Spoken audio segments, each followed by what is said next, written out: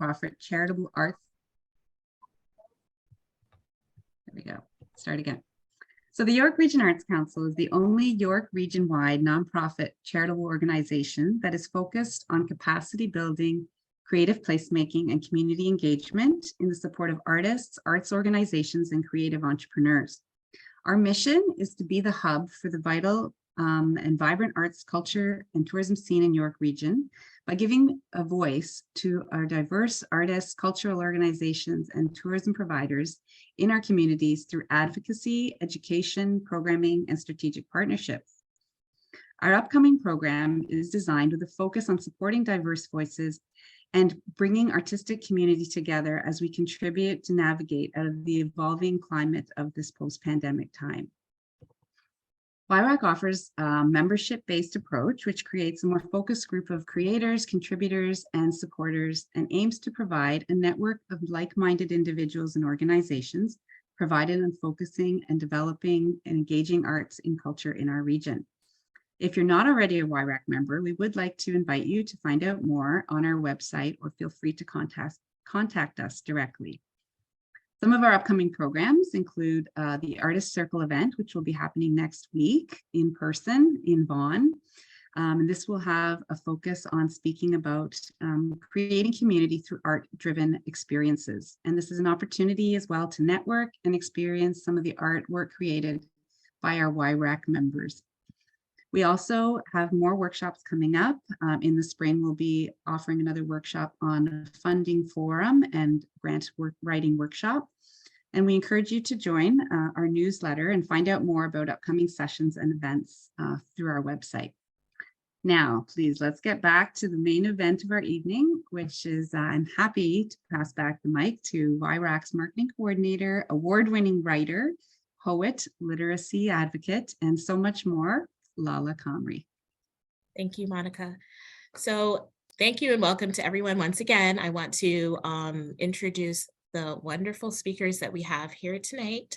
Kern Carter, he's an author of 3 published novels, including 2 self-published novels, and his latest book called Boys and Girls Screaming.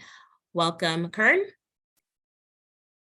We also want to introduce Greg Frankson, the CEO and founder of VoiceShare, and Andrea Thompson, writer, spoken word artist, educator, and editor. Welcome to all of you guys, and thank you for joining me once again to talk all about the transformative beauty of Black storytelling. So let's get right into it. It's always so great to me, as someone whose job it is to find stories and share them with others, to pick the brains of other writers.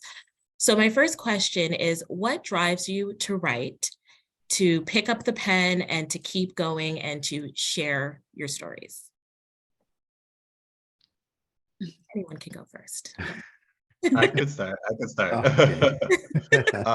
Because my answer is pretty straightforward. I really can't help myself. I have all these stories in me, and I'm blessed because I knew I wanted to be an author since I was 8 years old. Like, that's when I first started writing books. So for me, it's really about getting these stories that are just in my mind and really looking at the world and interpreting the world through my storytelling. And another thing is, like, I was growing up, I was actually super shy. Very extremely shy, to the extreme level of almost mute sometimes. So, and writing was the thing that really got me through more than anything. It's where I could gather all my thoughts, express myself. It's where I felt the most comfortable. So it's really been a companion for me all these years, and now making it public all these years later is just like a beautiful thing for me. It's something that I value so much. So yeah, for me, it's just always been part of who I am. Yeah, I guess I'll jump in next, and I'll just say, I think that for most folks who are motivated to write in any sort of a way, the writing is a necessity. It isn't something that you necessarily are thinking, oh, you know what I'm going to do? I'm just going to be a writer. Like, it's like, no, I got some stuff in my head. I've got some stuff on my heart. I got to get it out somehow. And for me, writing works the best. So I'm just going to write it out because it really needs to move, because I can't keep this inside. And then you sort of are over time able to develop what becomes your voice. And so in the process of developing your voice, you try different things on along the way, and you figure out what works and what doesn't work, what feels right, what doesn't feel right. You say a thing in a certain way, you want to mess with it a little bit, turn it around or whatever. And then you develop it. And then as you've developed it, you just, if you're really moved and motivated, like I am in the work that I do, by the end of the time, you sort of figure out what your voice is. You've just decided that you've fallen in love with the idea of being able to share your voice, share your story, and put it out there, and to encourage. What one really hopes is to encourage and spur conversation and get that kind of feedback and elicit a response from those who are listening to what you have to say. Thank you, Greg. Andrea? Yeah. So for me, I'm thinking like there's kind of two parts to it. One is just the love of storytelling and the love of literature and the love of poetry. I was raised by my grandparents who were avid readers, and our Friday night kind of party scene was we would go to the library, and and I loved that. That was great for me. And, everybody was reading all the time. It was a really quiet kind of environment, and tons of books. And so there was always, poetry books on the shelves. My first poetry books that I picked up were my grandparents' books. And my grandmother had a wonderful memory, and she could remember poems that she read, that she memorized as a girl in school.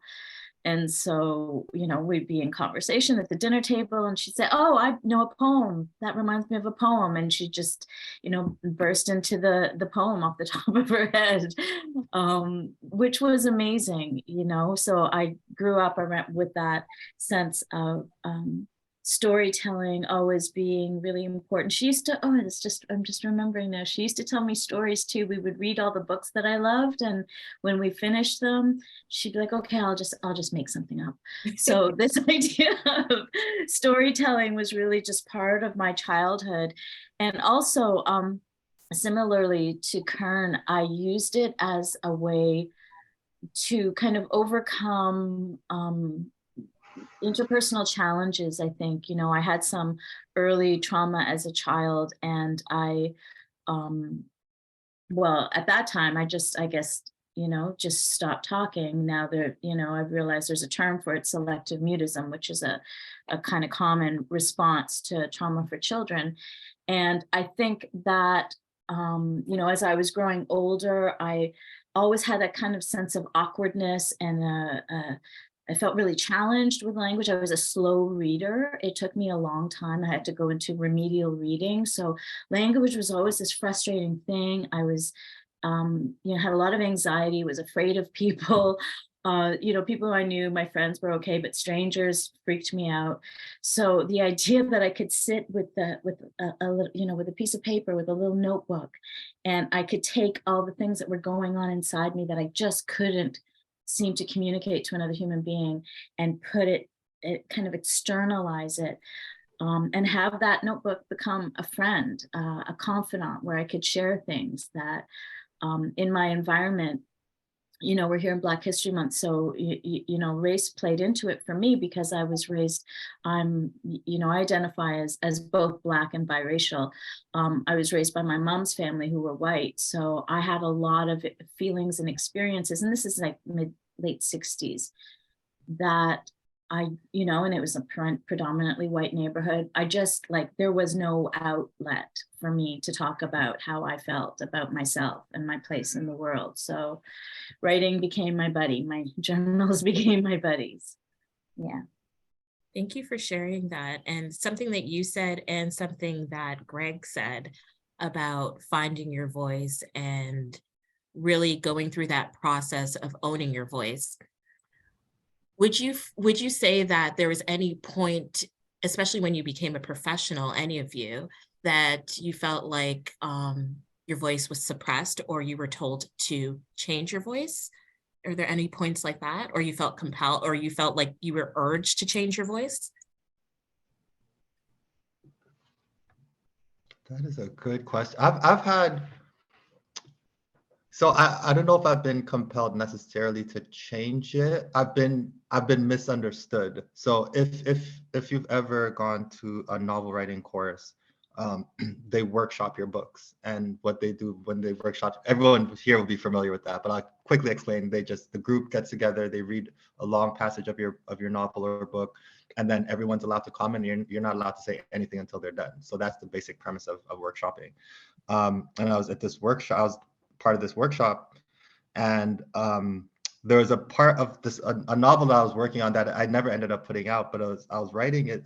They were reading it, and they were asking me questions about why the character about it was a situation with the character on welfare, and they're asking me questions about that, and the questions were so basic for me as a Black person, but for them it was so troubling and out of, like, they had no idea like how this could be possible. And I'm like, and they're like, oh, you should probably like explain that part more, or maybe you should like change that and make that here. And I'm just like, if I did that, then that would mean that I'm not even writing the book for my community. Like that would be so against like what I was trying to accomplish with including that part in there. Yeah. But it really made me see something for the first time. And this happened in like 2019 or so, 2020, right before all this stuff happened. So it made me realize for the first time that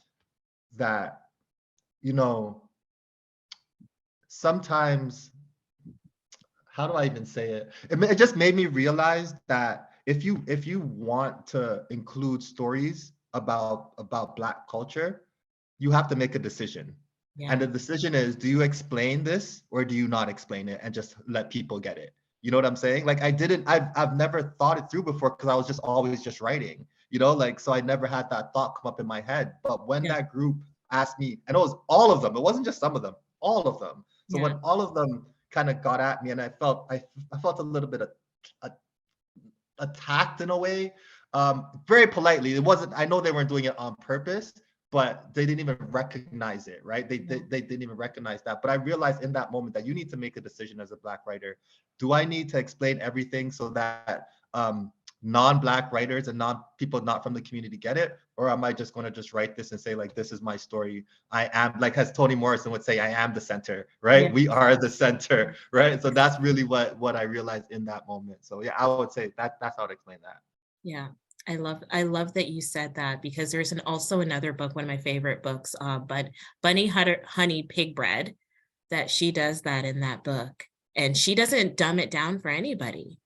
It's like, this is the story. If you guys want to research what all these things mean, go ahead and research it. This is the story, right? So I love it. I love that. And we shouldn't be apologizing about that. Exactly. Like, it's something that we have to be comfortable with. And honestly, because it became a thought, I actually started feeling uncomfortable in that moment. Like, wait, are people not getting this? Like, or should I be explaining it? Like, it crossed my mind. So I understand why writers would go that direction, but we need to fight that urge. That is not, we are centering the story around the complete wrong situation if we do that. So yeah, I would encourage any writer listening, do not do that. Yeah, I love that. Thanks for sharing that. Greg, I think you had something to say. No, I was agreeing vigorously, but because Kern was spitting mad truth. So I was just like, I was vibing with it, because I'm like, I come from a Jamaican family. If you don't know what Bami is, go look it up. You know what I mean? Like, if I'm gonna talk about Bami in my story, go deal with it, for real. But like, why am I gonna sit there? Bami is a food that like, why am I gonna sit there and explain it? You know what I mean? Like, why am I gonna footnote it? Like, if you don't know what it is, look it up. Like, that's what I do when I read books that are written by people who come from other cultures. If I see something in a book I don't know, I go look it up. So why do I have to, as a Black writer, be also overwhelmingly concerned with that? But I think Kern was also touched on something else that really resonated with me, which is that whole idea of how is this landing with the audience, like, just as an overall thing, and how does that impact on who I am as a writer, not as a Black person, but as a writer. Like, how does that impact on me? And so, I've had all kinds of situations that I've gone on, since I started doing spoken word 20 years ago. And, and as I'm, now transitioning more into published work and creative nonfiction and whatnot. But ultimately, at the end of the day, what I've come to see is that the entire journey as, you know, as a writer over the last 2 decades, and everything that informed what I did as a writer that came from before that time, at this point in the game, I'm like, I am what I am. You know, I speak how I speak, I write how I write. I have a very defined poetic style on stage. I have a very defined writing style when I'm writing essays or articles or prose. So it just is what it is. Deal with it, you know? But, you know, have I been forced to shift and adjust? And, you know, I think I haven't really been forced as an artist to adjust per se. I think there have been situations, and when you're, you know, when you're a writer in the CanLit kind of community, there are personalities at play, and there are folks that you have to navigate within the space. And so I think I have become over time more savvy around how to navigate those places and spaces where and when I show up, because I recognize when I walk into a reading series, or if I go to a particular event or show or venue, that space is not necessarily there for me. The space is there for somebody else. And so I have to be ready with how I want to deal with being in that space, and what I will and will not accept, and what I will and will not tolerate.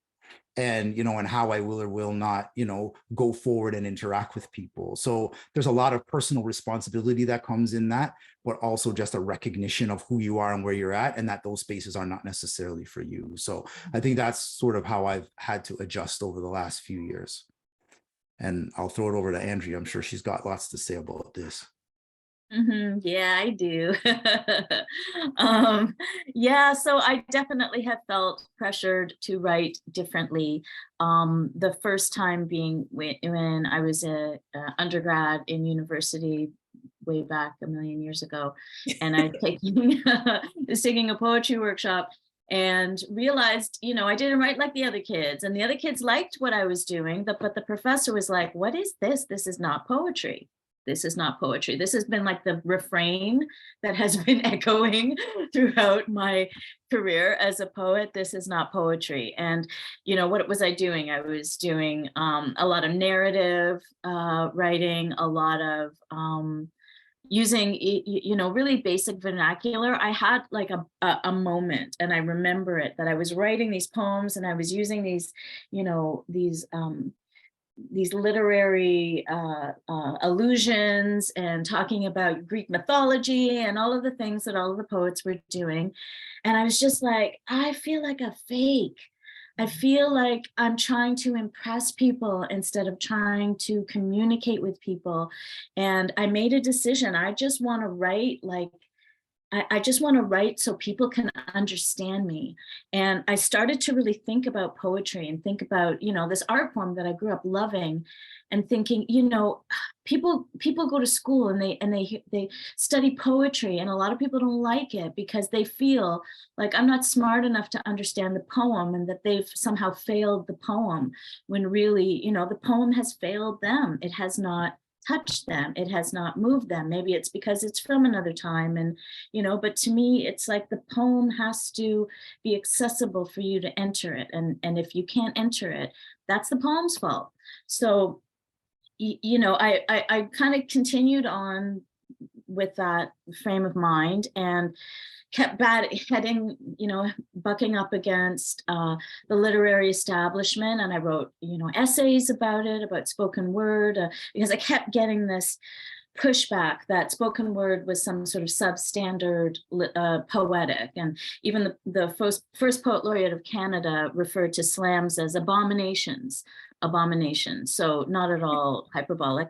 And you know, so I was like, there's a missing understanding of what the cultural piece is here. You know, first off, we had storytelling before we had you know, before we had the printing press. This is how we shared culture. This is how we shared stories. This was literature. Literature was orature before it was written.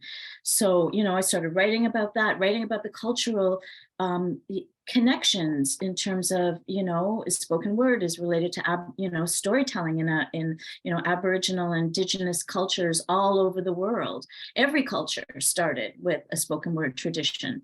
So there was that. And then I started to get really fascinated with my own ancestry and that lineage, going back to, and how that influenced spoken word, and going back to the days of, slavery. What we got in slavery? We've got call and response, right? So that comes up through the lineage of poetics and spoken word. And then the Harlem Renaissance, there's this, reclamation of Black voice as a literary voice, as a, as having a place at the table with what was, considered established, literature of North America. And then the Black arts movement, that was like a huge breakthrough, because in the 60s there was this move, like huge, with Amiri Baraka and Sonia Sanchez were kind of at the helm of that, to say, let's use vernacular, let's write poems that talk the way we talk. And that became the poetic. And so, I started looking at that, studying that, writing academically about it, and then, incorporating that awareness into my work and writing about it, and realizing I'm going out and doing these poems and people still don't know what I'm talking about. So I have to explain it. And like Greg said, I'm not going to do footnotes. I did footnotes. So I have this last book I did here, Soul Speak, it's called A Selected History of Soul Speak. I'm going to school you peoples. So I've got a ton. I've got essays and a ton of footnotes in the back. And, I'm like, okay, I'm going to show you where this comes from. This is not a substandard poetic. This is, part of the establishment of the canon of what is Black literature. And if you say that this is less than, you are saying that culturally we are less than. So educate yourselves before you speak on an art form you don't understand. Yes, I got a bit of a bee in my bonnet about that. Shots Wow, fired. Andrea, wow. I told you we she know had what something gets to say. Andrea going. I feel like every time I speak with you, Andrea, I get like a schooling moment. Like, you go in. I can't take off the teacher hat. I don't know. I realize. It's in my head all the time now. I realize. So, yes. So thank you for that, actually. Thank you guys all for your responses. I feel like at this point of history, we're like at an interesting time. We've pretty much made it through like these significant events, and now we're here at this moment. What do you guys say about being an unapologetic storyteller? And do you feel like there's a shift in publishing, and maybe a shift in how your stories are received by the wider audience?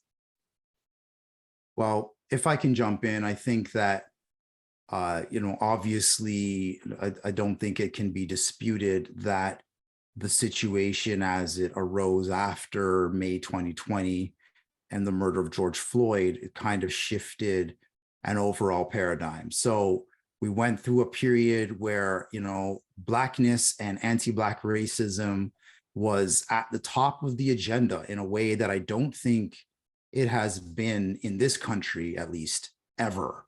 And so now you have folks who are at the very least willing to accept the fact that maybe they don't know everything about Black people, and that there's some stuff that Black people have been saying for a long time that is actually, shockingly true. Like, these things are really going on. There is discrimination in the housing market. It's harder for Black people to get jobs.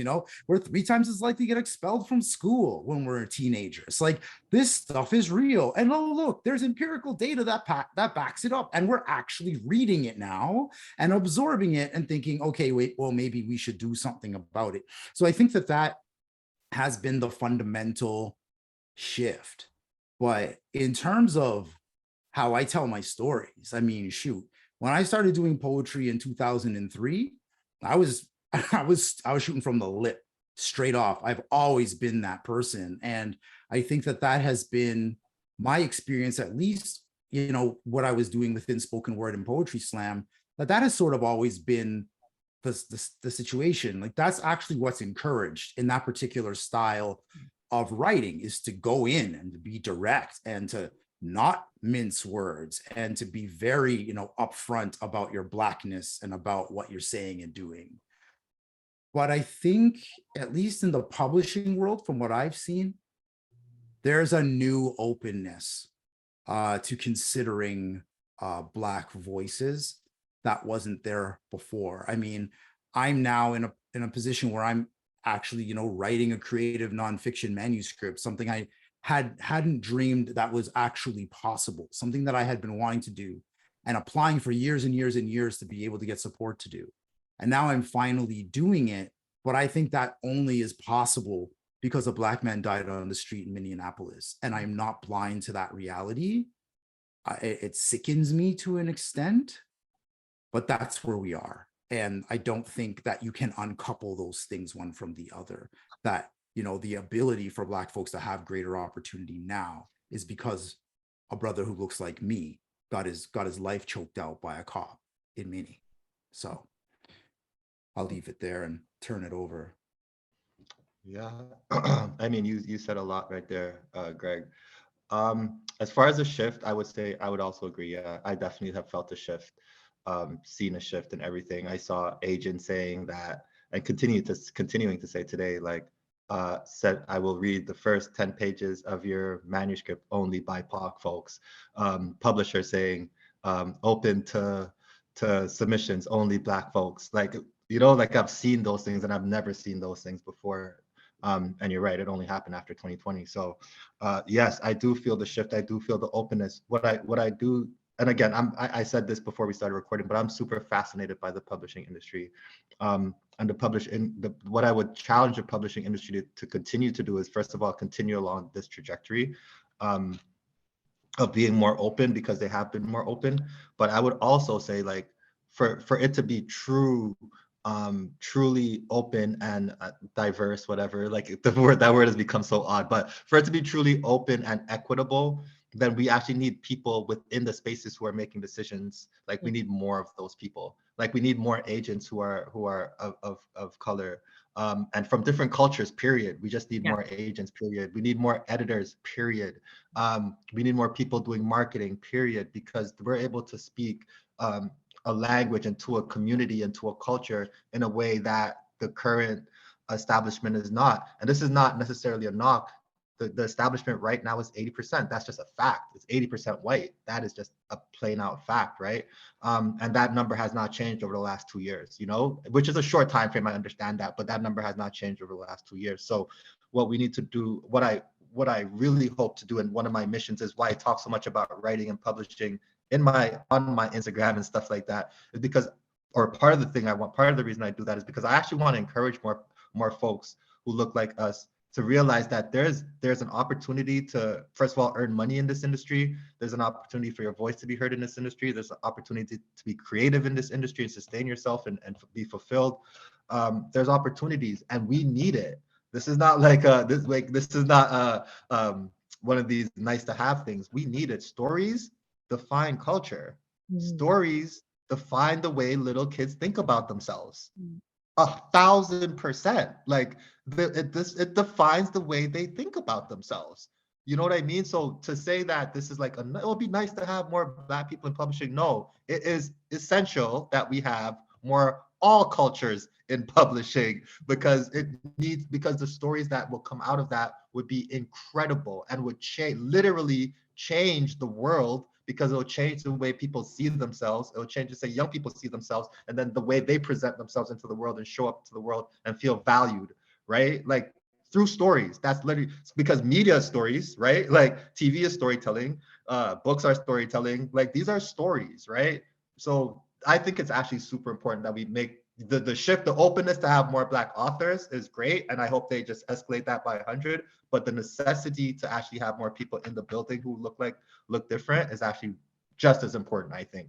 And they need to figure out how to make strides in that. And the first thing they need to do, I just want to quickly say this, the first thing they need to do is start paying these editors better. Like, that's a whole different story, but the first thing we need to do is make sure that, because it's part of lack of equity. We can't, our current situation says that we cannot afford to take an internship that pays us $1,000 a month for an entire summer. We can't afford to do that. That is the way you get into publishing. That is still to today, that is currently the way you get into publishing, or take a low paying editor job for 5-6 years before you can't do that and live in Toronto. You can't, when rent is $2,600 for a 1-bedroom. You cannot do that. You can't do that in New York where it's $3,000 for a half a bedroom. You can't do that. So what are we going to do to get the equity up? And the one way you do that is start paying people more money. Like, that's just a simple fact. Sorry, that's enough side, but I just had to say yes, that. you're absolutely correct though, and I appreciate you sharing that. I forgot to tell everybody, if you have any questions, just leave them in the chat and we'll get to them in a little while. So if you have questions, drop them in the chat. Andrea, I don't think you answered this question. No, I love this conversation on these questions. They're so great. Yeah, so I agree with what you're saying, Kern, about like the need to get more editors. I am an editor at a poetry press. They only do poetry, called Brick Books, and they put out great books and award-winning books. And it's something that I'm seeing, the way that the press has evolved in the last few years has been very consciously bringing in a greater diversity in terms of demographic, in terms of the people on the editorial board, also the people who are published, and the voices, the style, which as a spoken word artist who has trauma from poetry workshops in university, I love to see, and that's great. And there's also an understanding, something that we talk about, of the need to pay people more. The thing is, like, there's this whole kind of interconnected issue going on, because right now, especially for small presses, and when we're looking at poetry, we're looking at small presses, it's really expensive to produce books right now because paper has just gone through the roof. And we've got funding boards who are paying, the most small presses are surviving on government grants, on Canada Council and Ontario Arts Council grants, and those tend to, from my understanding, still be static. And so what goes, how do you fill that gap and create enough funds that there's these presses that I see, really these small presses have great intentions, but are a lot of times, like, a couple are running the press, a couple of people are running the press, and they're struggling to survive, and they, wanting to pay everybody well, and paying people well, but then, like, where now is the money coming from? And so I think there has to be kind of like a top-down addressing of what you're talking about, Kern. Like, okay, for instance, even, when I think about myself as a spoken word artist, I've been a member of the League of Canadian Poets since 1920? No. It's like, what? Anyway, for 20 years. And I look at, like, just recently the rates have been raised. So for 20 years, my fee has been static. And that was, a lot of advocacy work went into, going back to the funders and saying we have to raise these rates. And, for me as somebody who goes into schools and does readings, there's still this kind of idea of this is how much the fee is, and it's been the same for 20 years. So there has to be a change in terms of the funding that is kind of allocated to the arts in order to make this happen, and there's always strategic plans that are put into place. And it's interesting to look at the strategic plans and then look at what's happening, how does that play out? And sometimes there's like years, but for that, gap to be closed. So there's that. There's also, for me, I'm still concerned about what kind of stories now are we going to be encouraged to tell, and what kind of voices, and like having to, as Kern and Greg both spoke about so well today, like having to explain things, and having that kind of pressure to have a certain point of view. For myself, I'm doing right now, I just finished, where is it? Maybe it's here. I think it's here. I just finished an album, spoken word album, called The Good Word. Here it is. I just launched it last night. And it's the intersection of Black history and faith. So I was looking before at Black history and spoken word. Now I'm looking at Black history and faith.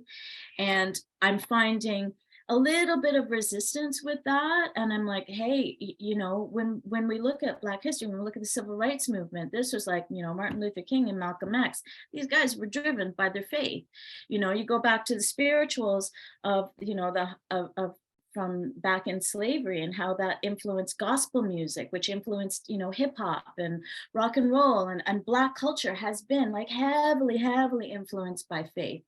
But there's these sometimes ideas of, you know, I have a poem that starts off, girl, why did you decide to become a Christian? Isn't that the religion of a white man? You know, and so I have to unpack that and look at that idea in itself. So, you know, and I'm feeling nervous. I'll be straight up because I seem to have no filter.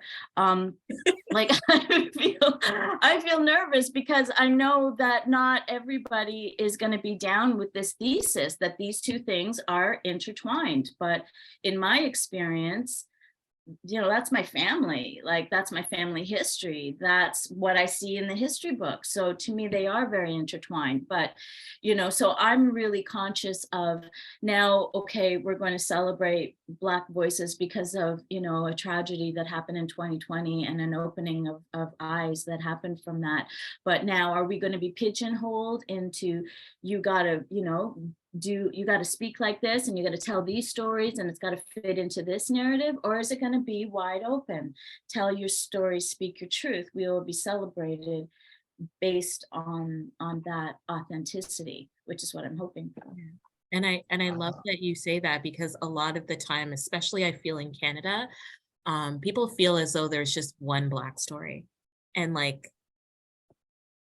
we come from the islands, we come from different parts of, we come from everywhere. So how can it just be one story, right? Yeah, the first spoken word poem I ever did was based on the question, where are you from? And all of the assumptions that are based around that. Sorry, Kern, you can say.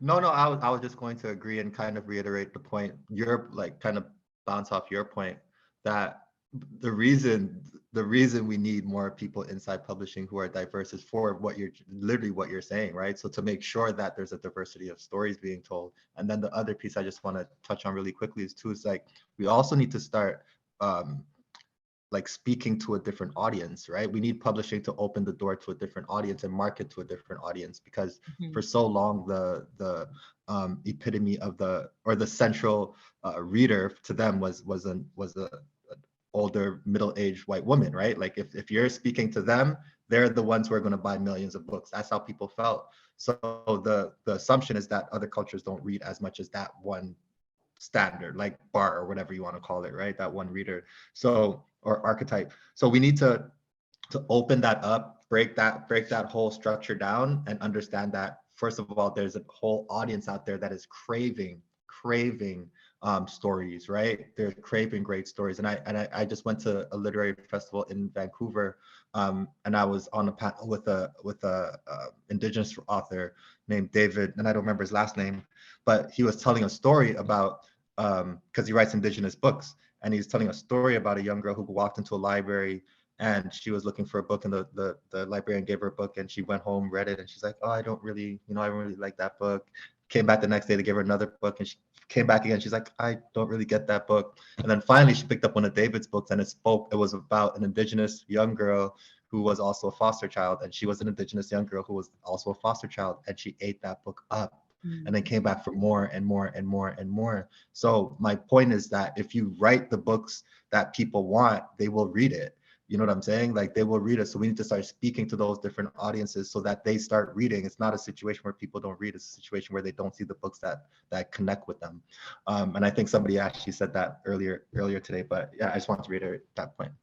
Thank you. Yeah, no, for sure. And I know, Lalaa, we're kind of like, we're just kind of running with things at this moment, but I'm like, also, my questions are just gone. Go ahead.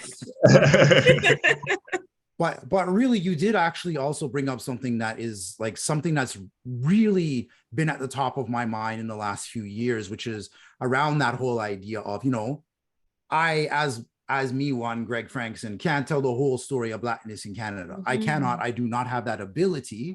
I do not have all of those stories stored up inside of me to be able to do that. There's the four of us on this panel. We all are able to express ourselves in different ways and have very different backgrounds. How can I even do that? You know what I mean? And so, you know, I actually ended up last February writing an essay that was published in the All Lit Up online publication. And that was exactly what it was about. Is like, there is no one person who tells that story. And so that's why in the anthology that I did, that came out last year, this one right here, African Anthology, Perspectives of Black Canadian Poets, which Andrea is in, and a whole bunch of other excellent poets from coast to coast, telling their stories in essay and poetic form about their experiences as Black people in this country. And the reason why, you know, when you do it that way and you've got like 20 people in a book, is because you need all 20 of those people to even begin to start to tell a version of the story of Blackness in Canada. You know what I mean? You need at least that many people to even start to touch on a bunch of the different things. And I know I missed a whole bunch of other people in other places and stuff like that.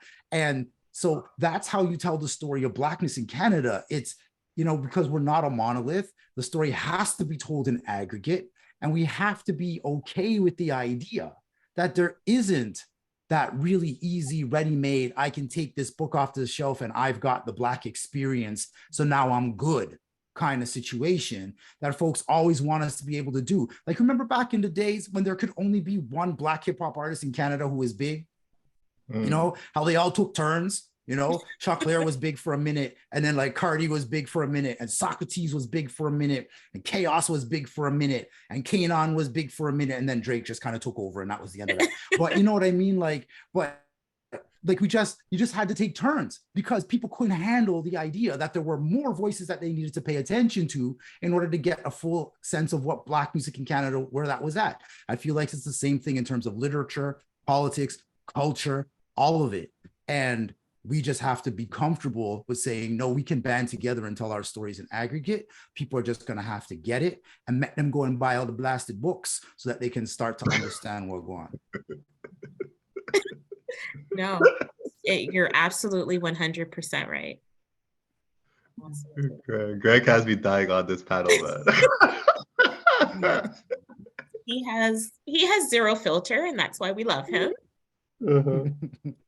Wow. So we are all kind of products of those who came before us. So what authors, artists, or books have shaped your way of storytelling? Let me go first with this one because this is a lot. First of all, this is default answer, but Toni Morrison is just, if there's a God writer, then like I'm sorry, I just have to say her. So when I say she's default, she should be everybody's favorite. So I'm gonna say Toni Morrison for sure, because I literally read Beloved for the second time, threw the book down, and I was like, how do I write like this? I want I need to bottle it up. Yes, you know, I'm like, how do I make people feel? And then I started writing my first book. So anyway, so Toni Morrison for sure, but then very specifically, Khalid Hosseini, who wrote 1,000 Splendid Suns and Kite Runner, his way of talking about people in his community, but telling these beautifully fictionalized stories, love him. He's a monster. Jhumpa Lahiri, she has a book called The Lowland that I was reading it, and I'd already started writing my second book, Beauty Scars, and I was reading it, and I was like, oh my gosh, this is how I need to write this book. And then I deleted everything, and then I started over, because she has this very simple way of story, like super simple, but the stories by the end you get, and you're like, oh my goodness, that was such an emotional kind of vibe. So Jhumpa Lahiri for sure. And then I have more, but I'll end with one more because this is more recent. Marlon James. If you ever read A Brief History of 7 Killings, I'm sorry, that is one of the top 3 books I've read in my life. And I've read probably thousands of books. That book was, because it was so brave.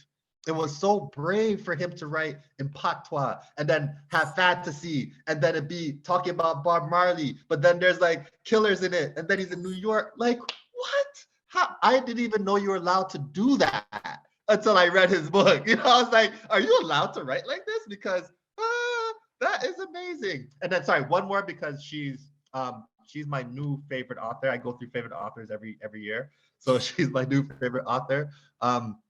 Noor Naga. She has a book called Wash's Praise, and then another book called if an Egyptian Cannot Speak English.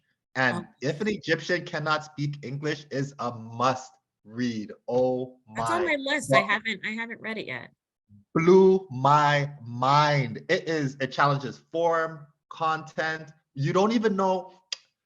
I don't want to give it away, but you don't even know if what she's saying is actually real. The entire, like, you get to the end, you'll understand what I mean when you read the ending. You actually don't know if what she's saying is real at all. Zero. You could have been like, that makes absolutely no sense by the time you get to the end. But it is one of the best books I've ever. And her first book is really good as well. Wash's Praise is excellent. But yeah, so they really, I love to look at the actual craft of writing. I love to look at the way that authors write. I love it. Like, I love to look at it and just pick it apart, and because it makes you feel something, like the way they structure sentences. Kim Twee has a book called Rue. The way she wrote that book is like poetry, but it's not. I'm done. I could go on for hours. I'm sorry. Go ahead. Whoever. I love it because you did mention some of my favorites as well. So I love it. Who wants to go next? And if anyone in the chat wants to put your favorites in the chat, you can do that as well. Okay, I'll jump in. So some of the authors that I looked at in my book that I mentioned are my favorites, and I think were really influential on kind of shaping Black literature, specifically Black poetry. Sonia Sanchez, Gil Scott-Heron, a huge one, Langston Hughes. I have a poem about Gil Scott-Heron, and I talk about going into a high school and trying to trick these kids to end up teaching them about how everything goes back, how hip hop started in slavery, and looking at, how these slave songs influenced Langston Hughes, who was an influence on Gil Scott-Heron, who was an influence on, Grandmaster Flash, and all of this kind of lineage. And I loved how, with Gil Scott especially, that fusion of music and poetry together. And he didn't even call, people call him like the godfather of rap, and he calls himself a bluesologist. He was more into that, that musical lineage. So and then in terms of fiction, Toni Morrison for sure. And I love the way Toni Morrison talks about the kind of politicization of language. In her Nobel speech, I wrote a couple of essays, and I used her Nobel laureate speech, which I think was like from 1994, and it's online. You can read it or listen to it, and use that as a structure to kind of weave through an essay talking about language as power. And so I love her writing. Beloved was one of my all-time favorite books. When I wrote a novel, and when I wrote it, I was looking at her, and I was looking at her, Margaret Lawrence, and Margaret Atwood to some degree, and Alice Walker, and really kind of being like, okay, these are like these writers who I love. I want to, like you said, Kern, like I want to break down, like, how are they doing this? How does, especially because it was my first novel, my first time writing fiction. I'm like, I want to know the mechanics. How does that all come together? Contemporary poets, I love contemporary spoken word artists, and there are so many, Greg being one of them, super talented. I did a show with him in December, and it was sweet to see him in action on the stage again. There's so many though. Jillian Christmas comes to mind, Afua Cooper,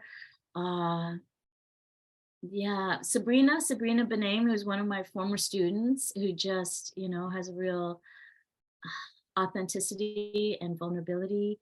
There's too many, I think, to name, but I would just encourage people to check out spoken word. Like, just Google it and go down the rabbit hole. There's so much good stuff out there. I think Afua Cooper is also in the collection, right, Greg? Yeah. Yes, she is. And I was actually just going to speak to Afua because, Can I throw one more in? Sorry, George Eliot Clark. Can't forget yeah, GEC. Sorry. Okay, don't I'm worry. done. I'm getting there, Andrea. Don't worry. I'm getting there. You know I'm going to go there. It's all good. But yeah, Afua is, just an incredible support and mentor to me in my career, and just an incredible example, not just in terms of the poetry. Like, Afua is, a world bending dub poet. If you ever see Afua actually perform her dub poetry, you will be destroyed mentally forever. Like, she's just so good. But Afua brings it with that. And then, she's one of Canada's premier, Black Canadian history scholars, and, and a former, Johnston Chair of Black Studies at Dalhousie University. So she's got this incredible decorated academic career on top of the poetry. And then when we got to like talking about books that have influenced the way that I write and, the way that I view the world, The Hanging of Angelique that she wrote is like, that was the book that told me that we have permission to speak critically and openly and powerfully and persuasively about the history of Blackness in this country. And without that book, I don't think the dam would have broken in the way that it has for people to speak from that particular voice within this country and to have it accepted in a popular way. So Afua, hello, right? Okay.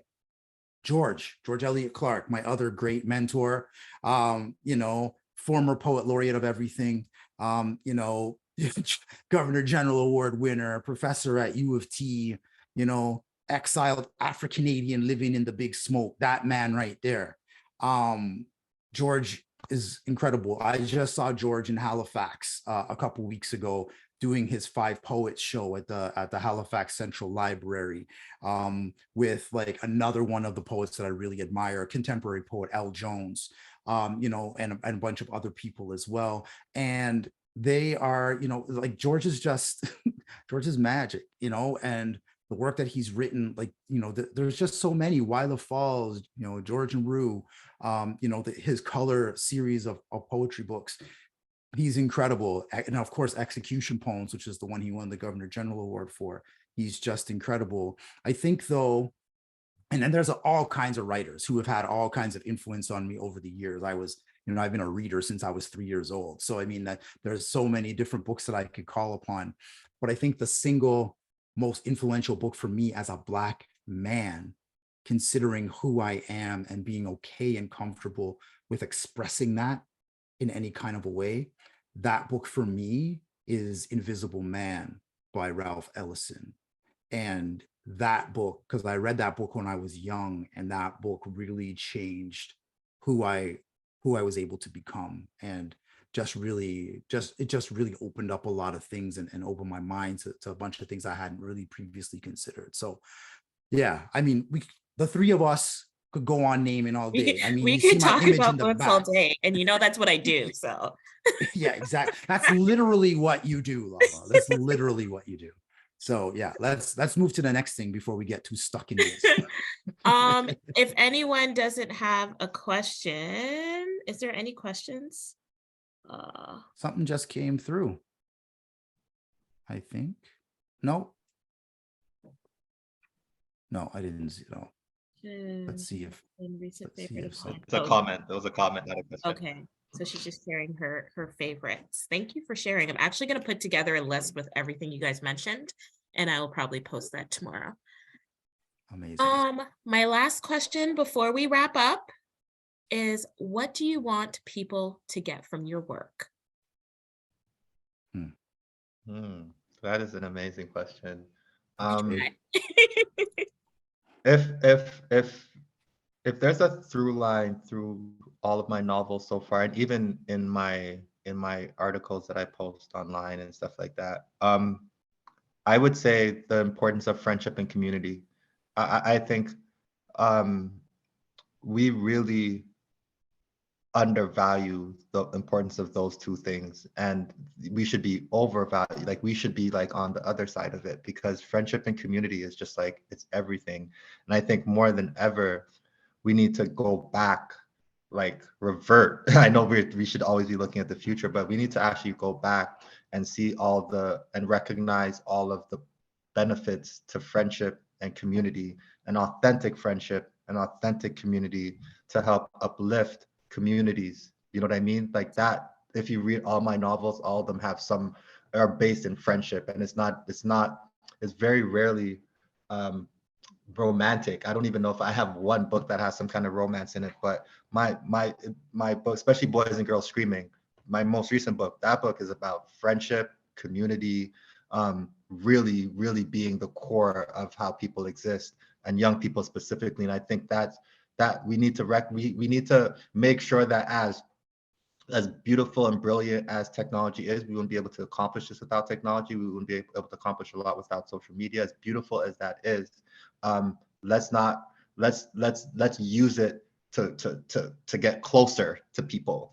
Let's not use it the opposite way, to start breaking people down and to start separating ourselves and to start putting ourselves into these pods where we're not even open to other people's lives and other people's criticisms and other people's suffering and other people's even perspectives, right?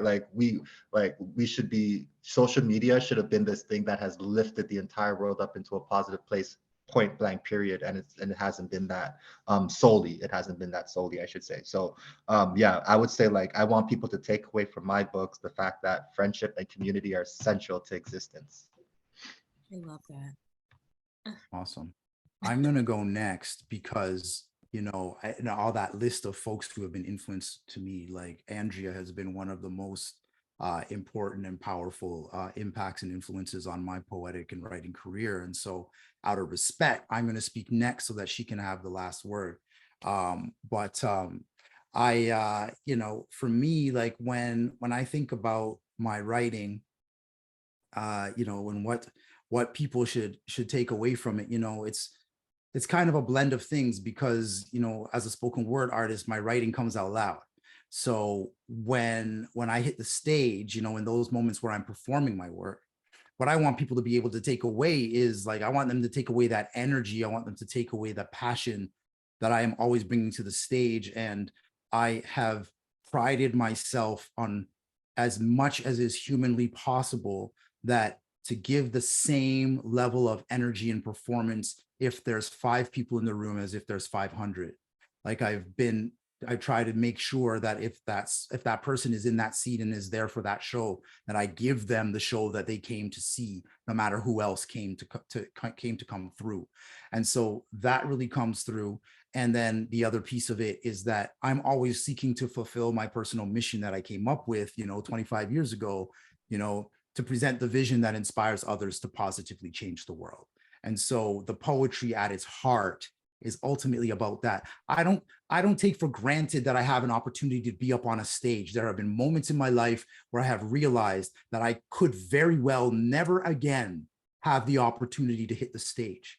And so when I hit the stage, I'm thinking to myself, I have 5, 10, 20, 25 minutes to do something useful and powerful with that gift of time and that gift of, creative expression that I have been blessed with. And what am I going to do with that? Am I going to get up there and talk foolishness? Am I going to get up there and bark like a dog and crawl around the floor and roll over and do stupidness? Because people do this. People do this on stage. And I'm just like, no. I was born Black. I was raised by a feisty little Jamaican woman. I have to represent myself better than that and give the people something they can take away and think about and maybe do something about. So that's what it's about when I hit the stage. Now, in terms of the writing, because now I'm sort of transitioning into publication and really focusing on that. For me, what I want people to take away is that there's power and beauty in Black Canadian storytelling. That's what I want them to take away. There is power and there is beauty in Black Canadian storytelling. So whether we're coming at you with poetry, we're coming at you with essays, articles, short stories, full-length novels, creative nonfiction, straight nonfiction, whatever the case may be, when we're coming at you with those stories, when we're coming at you with that writing, like, you're going to take that on and you're going to be thinking to yourself, what is it that this person is trying to represent? What are they bringing to the table that I maybe have never heard or seen before? What is it that is, really making me think or rage or yell or cry or scream or whatever the emotional response is that is being elicited by these words that you are reading and consuming into your brain.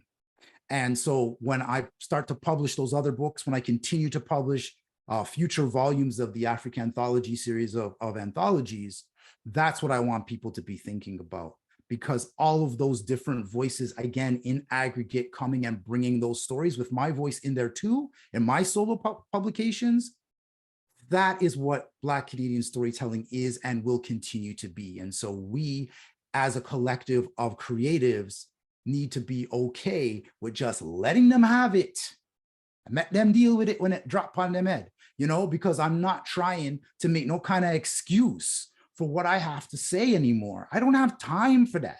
George Floyd died on a sidewalk to say to us that we don't have to sit there and take it anymore. I mean, I have to deal with people used to make noise about, oh, these young people, like back in the days in the 90s, when we were young, oh, these kids, they're like this and whatever. And it was like, yo, you don't even know. Wait until the next generation. If you can't deal with us, wait, because these youth that are out here right now, yo, when they start telling their stories the way that we, Kern and Andrea and I have had the opportunity, yo, they're not even playing around. And so that's what I want people to take away when they read my stuff. And that's what I want them to take away when they read the anthologies that I'm going to be editing over the next few years. Thank you so much, Greg. Amen, brother. I like that. This has been a really great panel, great questions and super interesting responses. So for me, there was a word that popped in my mind right away, and then I thought of two other things. So I've got three things now. So the first thing would be a love of language. And I think, that's what I was infused with as a child, the love of how words sound, of, how poetry sounds out loud.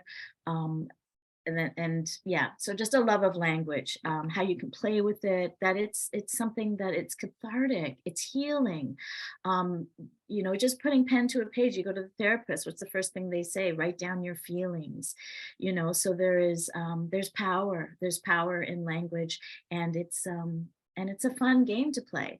So first thing, love of language. Second thing is a sense of possibility, so I teach spoken word, and I'm teaching at U of T now, the first spoken word course at Mississauga campus, and just had to plug that because that's a huge breakthrough. That's been like trying to get through those gates to get that to happen.